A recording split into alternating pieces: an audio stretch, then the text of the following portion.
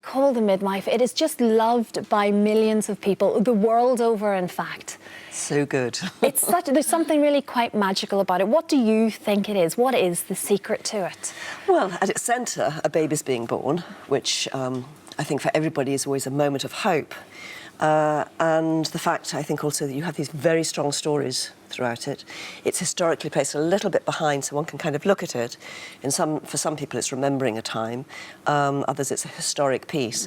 But it's sort of the society as we know it, but just one step removed. So you can see where the flaws lie. And, you know, you look at it and you think, my God, people are so bigoted and it's such a difficult thing, but in fact that carries on today, so it's quite good to remind people of the way one behaves. Absolutely, yes. And of course, yes. your character, Sister Julianne, is just must be a beautiful thing to play, but you really enjoy it because you're never quite sure what's going to happen next for her.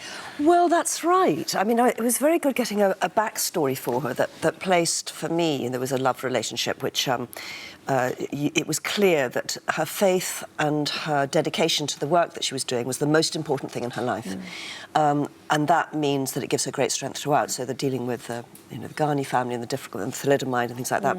You can understand how she deals with it, but I never know where the stories are going to go. I really like arriving in the morning and, all the lovely, beautiful, glamorous young women are there getting, they've been sitting there for ages getting their makeup and costumes ready, and I can go in for 10 minutes, I'm done. That's it. I love the fact that you did describe it once as saying the habit inhibits, which I thought was fantastic. Yes, because you do feel instantly like, well, I have to behave in a certain way. Yes, I mean, the trouble is you put it on, and people look at you and give you a sort of respect that isn't due, frankly. But you know that you're wearing it, and if I just can't swear or anything like that. If I do, it does make the others laugh a great deal. I mean, there's moments where you just kind of lose yourself and something goes wrong. You can't help yourself. But yes, but I'm very aware of that and contain myself a lot more than I perhaps would.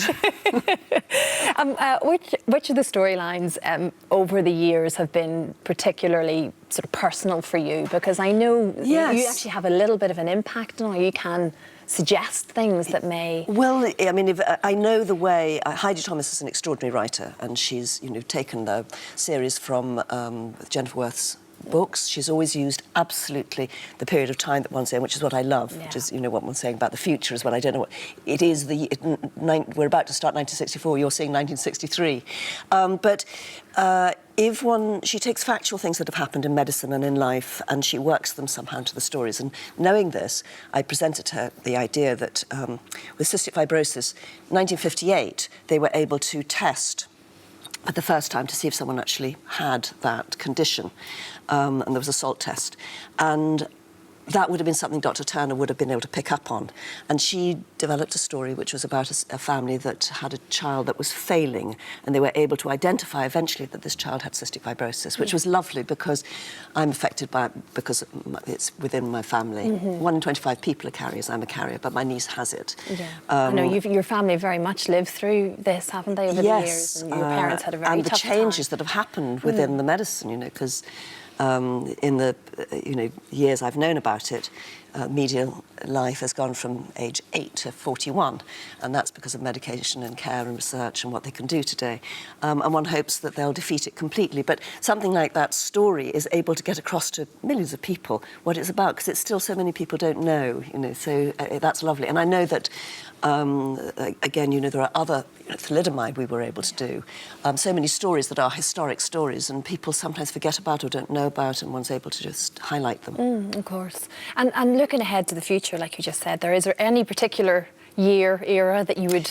Well, it's interesting to me because, yes, as a child, I remember the time that we're coming into. Someone said to me, are you going to catch up with the time? But of course, we're always going to race ahead. So we're always going to have that distance. But now I remember the 60s. I don't remember it. I wouldn't have been the same sort of, as a child looking at it, totally amazed by this world of pop art and pop music and very exciting times.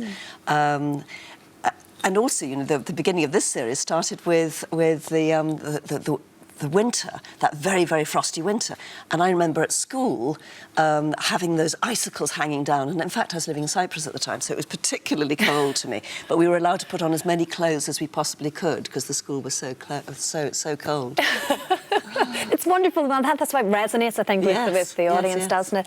Also, Jenny, I've got to ask you, I know you've been very supportive of Helen George this week because, well, we all know about Twitter and Instagram and various things and how people can, you know, do the trolling thing. I think the best thing is not to read it. I'm with you 100% with that. But poor Helen, who's obviously just had her little baby, had some sort of a tweet from someone. From an idiot. From an idiot, claiming that she'd put weight on, which is clearly natural. Yes. And she responded beautifully, I might add. Yes. Well, she responded in a way from all mothers, which is that, you know, what an extraordinary thing, how wonderful it is. And you put on weight when you're pregnant, and she wants to feed naturally, and she wants to be a good mother. Don't judge me for it. So, yes, don't. It's a crazy thing, isn't it, that you have to deal with that? I know. But I guess part of it is that she is prominent, she is gorgeous, I mean, and she is so glamorous.